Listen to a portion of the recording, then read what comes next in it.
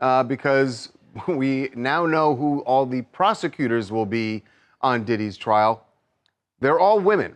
They have assembled a team of female prosecutors, and that is definitely not by accident. Today in a New York federal courtroom, Sean Diddy Combs told the judge he was, quote, a little nervous. The rap mogul's criminal trial began this morning. He is trafficking, racketeering, and more. The courtroom was electric with tension, the kind of atmosphere where every shuffle of papers felt like an explosion, every whispered word like a shout.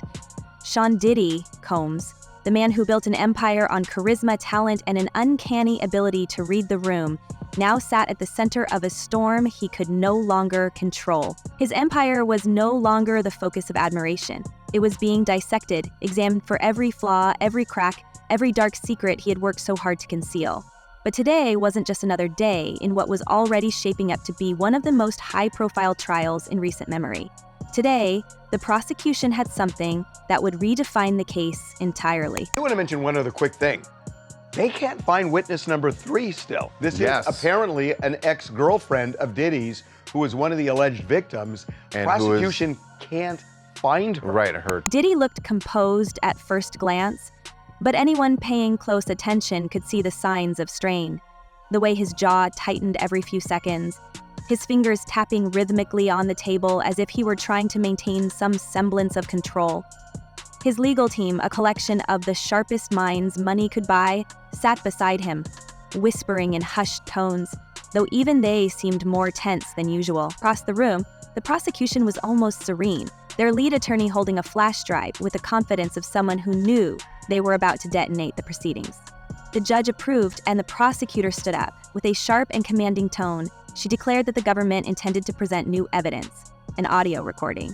The mere mention of this caused a stir in the courtroom, but the real shock came with her next statement. She revealed that the recording included testimony from Christian Combs. The courtroom erupted in chaos. Christian Combs, Diddy's son. The judge quickly struck her gavel in an attempt to restore order, but the impact of the revelation had already taken hold. Gasps, hurried whispers, and even audible expletives filled the air as the significance of the announcement set in. The defense wanted to propose a question on, after the potential jurors filled out their questionnaire, have they seen any news media, any documentaries, anything just relating to a news medium, and whether or not they saw it in between them filling out the questionnaire to Monday morning when they saw, or when they go to jury selection. Christian's name had lingered in the shadows of this case, mentioned only in passing, a figure many assumed would remain silent. But now, he was at the center of it all, his voice the very thing that could shatter his father's defense. The room stilled as the prosecutor pressed play on the audio, and Christian's voice filled the air. It was steady, deliberate, and carried the weight of someone who had thought long and hard about what he was about to reveal. He began by recounting moments that only someone with an intimate view of Diddy's world could describe. Christian spoke of gatherings held in private mansions, far from prying eyes, where the guest lists were curated with precision. According to his testimony, these weren't just parties, they were orchestrated productions. He described the atmosphere as one of exclusivity, but also of control, where attendees knew the unspoken rules, no cameras, no phones, no questions. He went on to mention how certain individuals would arrive at these events escorted by intermediaries, and how their presence often came with envelopes of cash handed out later. Silence money, as he called it. In her civil lawsuit, Cassie said that she was the victim of abuse, assault, and at the hands of Diddy. Christian didn't stop there. He painted a picture of a world where loyalty wasn't just expected, it was demanded. He alleged that his father's inner circle operated like a machine, with Diddy at the helm, dictating every move. According to Christian, even family wasn't exempt from the rules. He detailed conversations he'd overheard, where people were warned about the consequences of crossing Diddy. He always made sure people knew he could make or break them, Christian said in the recording, his voice tinged with a mix of resignation and bitterness. The recording also addressed financial transactions that raised suspicions. Christian stated that he had seen spreadsheets detailing payments to various individuals, some of whom were later instructed to keep their stories straight when questioned by others. He described private flights, not just for business or leisure, but for purposes that seemed intentionally vague. Everything had a purpose. and it was always Diddy's purpose. A U.S. judge has ruled that the rapper and producer Sean Diddy Combs will stand trial on federal trafficking and racketeering charges in May. He'll be held in prison until then. Sean Combs has pleaded not guilty to charges that he used his business empire to transport women and male workers across state lines to take part in recorded performances. If convicted, he could face a life sentence. Diddy's reaction to the recording was immediate and intense. Initially, he sat frozen, his face pale and his eyes fixed on the table in front of him. His attorneys leaned in, whispering urgently, but he did not respond. As Christian's words became more specific, mentioning dates, locations, even names, something in Diddy snapped. He pushed his chair back abruptly, the screech echoing through the courtroom, and stood up. His face was a mask of fury and disbelief. He gestured wildly toward the speakers, declaring that it was a setup and that his own son was lying. The courtroom descended into chaos. Reporters scrambled to capture the moment, their fingers flying across keyboards and cameras flashing like strobes. Spectators whispered frantically, their shock evident on their faces. The judge struck her gavel repeatedly, demanding order, but Diddy was not finished. He yelled that they did not know what they were doing, that this was his family and his life. His lawyers tried to calm him, but it was too late. U.S. Marshals stepped in, taking him by the arms and escorting him out of the room. The doors closed behind him with a heavy finality, leaving the courtroom in stunned silence. Hey, real quickly, all that commissary stuff, he's not getting any of that because people in the SHU have an abbreviated list. So he's out of luck. No stake for him. Yeah, he is on watch. This guy thought he would have went home. All of a sudden, he didn't get bond. Remember, the first night that he was there. Outside, the media frenzy was already in full swing. News vans lined the streets, reporters jostling for position as they delivered breathless updates to their audiences. Social media exploded. Hashtags like Diddy Breakdown and Christian Speaks trending within minutes. Fans and critics alike weighed in, their opinions as polarized as ever. Some hailed Christian as a hero, someone brave enough to speak the truth. Others accused him of betrayal, questioning his motives and speculating about deals struck with prosecutors. But the recording was just the beginning. Behind the scenes, whispers of more evidence began to circulate.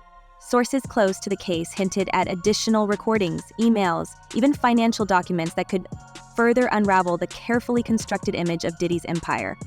There were rumors that other family members might be called to testify, that this was only the tip of the iceberg. And then there were the lawsuits, dozens of them, each one adding another layer to the already complex web of allegations. Now, to the latest on the arrest of Sean Diddy Combs. This one has so many people talking. The disgraced music mogul facing federal racketeering, conspiracy, and trafficking charges. Both the prosecution and defense teams are set to discuss the next phase of action following the indictment as investigators work to determine potential co-conspirators. But how exactly did we get here? One particularly damning civil suit, filed by a former employee, claimed that Diddy's company had operated with a culture of fear and secrecy. The plaintiff alleged that employees were often coerced into signing non-disclosure agreements and that those who refused were quickly and quietly replaced. Another suit, brought by a woman identified only as Victim 3, detailed alleged instances of manipulation and intimidation, painting a chilling portrait of a man who used his power to silence those who dared to speak out. As the judge adjourned the session, the weight of what had just transpired hung heavy in the air. This wasn't just a trial anymore. It was an unmasking, a public dissection of a man who had spent decades cultivating an image of invincibility. And yet, the cracks were undeniable, the walls closing in. The question now wasn't if Diddy's empire would fall, it was how much would collapse with it, and who else might be caught in the wreckage. The courtroom emptied slowly, the whispers of those present carrying a single unspoken thought. There was still more to come. This investigation is ongoing, and I encourage anyone with information about this case to come forward and to do it quickly. But this wasn't just about a son's betrayal anymore. The courtroom drama was only the surface of a much larger, murkier story. A web so tangled it could trap half of Hollywood if someone pulled hard enough. Behind the scenes, the whispers had turned into roars. What had been rumors about Diddy's unchecked power and the culture he cultivated were now laid bare, piece by piece, in lawsuits, testimonies, and a growing pile of evidence that painted a picture of a man who didn't just bend the rules, he rewrote them entirely. And the worst part, he had help. Lots of it. For years, Diddy's empire had operated not just as a business, but as a fortress, built to protect its king at all costs. His record label, his brand partnerships, his sprawling network of attorneys, publicists, and enablers, they were all part of a machine designed to keep the truth buried. Non-disclosure agreements were as common as contracts, according to multiple lawsuits from former employees and associates. One former staff member in a lawsuit filed just last year described how new hires were required to sign NDAs so ironclad they couldn't even mention the weather if they'd seen it from one of Diddy's properties.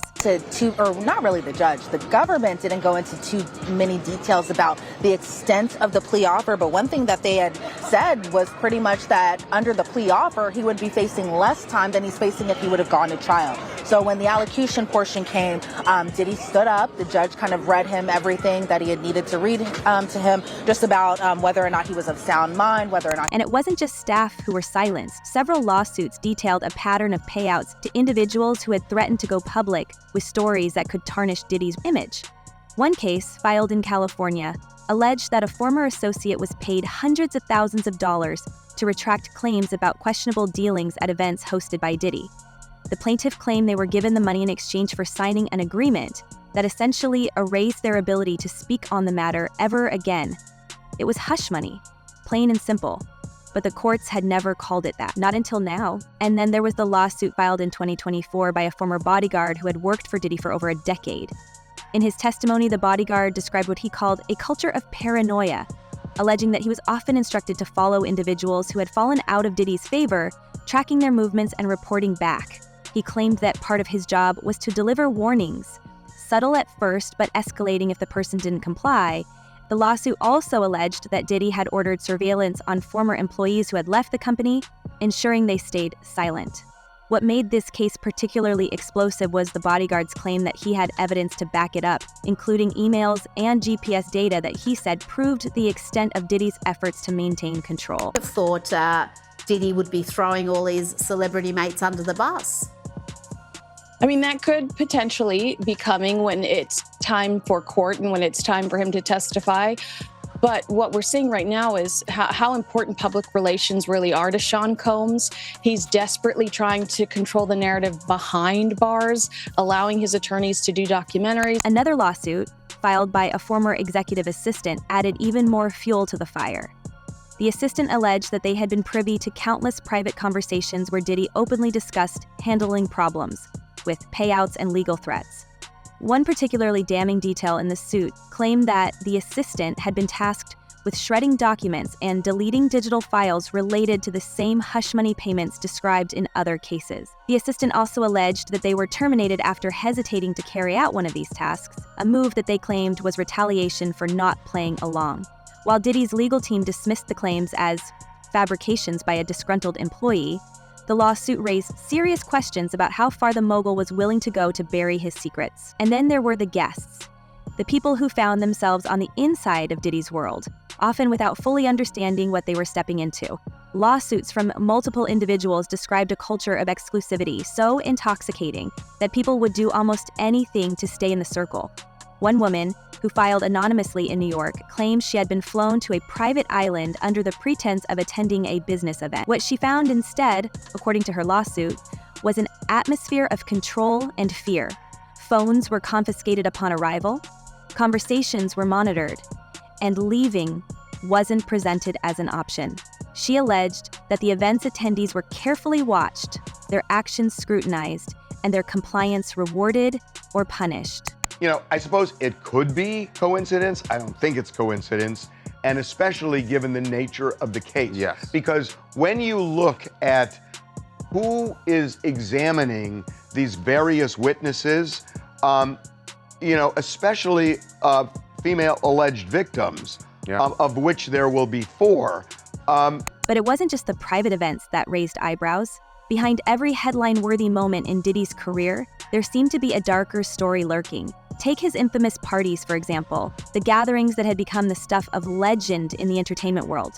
They were extravagant, opulent, and exclusive, sure, but lawsuits and insider accounts painted a far more sinister picture. One former attendee, who later became a whistleblower, described them as theater productions designed to showcase Diddy's power. Everything was choreographed, they said. From who stood where to who was allowed to approach him, It wasn't just about having fun.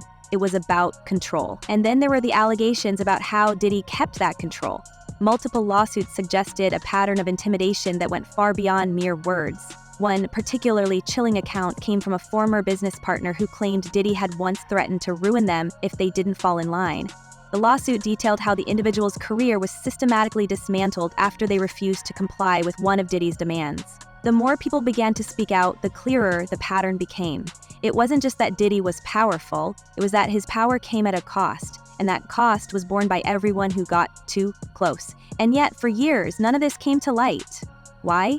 Because the system wasn't just built to protect Diddy. It was built to protect itself. From the lawyers who drafted the NDAs to the executives who turned a blind eye to the rumors, the entire industry seemed complicit in keeping his secrets. This is very significant, just from who we associate Diddy being and everything we've seen him do over the decades. Like you said, this is quite the downfall to go from, we saw the mansions back in March that were raided by the feds. So to go from living in those mansions to being in a jail cell right now, I think it really underscores the magnitude of what he's facing and the weight of the federal government. But now, the cracks in the facade were impossible to ignore. The lawsuits were piling up. The testimonies were becoming harder to dismiss, and the public was starting to ask questions that no amount of PR spin could deflect. How had Diddy managed to avoid accountability for so long? Who else had known about the things happening behind closed doors? And perhaps most importantly, why were people only speaking out now? Some speculated that the timing wasn't coincidental, as the entertainment industry began to reckon with its history of power dynamics and exploitation. Diddy's empire had become an easy target, but others believed it was more than that. They pointed to the growing number of insiders who had started to turn on him, including people who had once been considered untouchable. Christian's testimony was just the beginning, they said. There were whispers that other family members might come forward, that more recordings might exist, that the worst was yet to come. That they will be adding 2 defense attorneys. We only thought initially it was 1, but one thing that stood out to me when Mark Agnifilo was talking about this was he said that these defense attorneys are in the courtroom right now. I didn't see Mark Garagos in that courtroom, but what I did see is 2 defense attorneys that have been there when Brian Steele came on board, and those 2 defense attorneys were Nicole Westmoreland. And then there were the financial implications. If the lawsuits continued to mount, Diddy's empire could face ruin, not just in the court of public opinion, but in a very real monetary sense. Several of his business ventures were already rumored to be under review by their partners, and at least one major brand had quietly distanced itself from him in recent months. Insiders speculated that if the trial went the way the prosecution hoped, Diddy might not just lose his freedom, he might lose everything. But even as the walls closed in, there were still questions about how deep the conspiracy went. Was Diddy the mastermind of his own downfall? Or was he just another player in a game that was bigger than him? And what about the people who had helped him along the way? The lawyers, the executives, the publicists, would they face consequences too?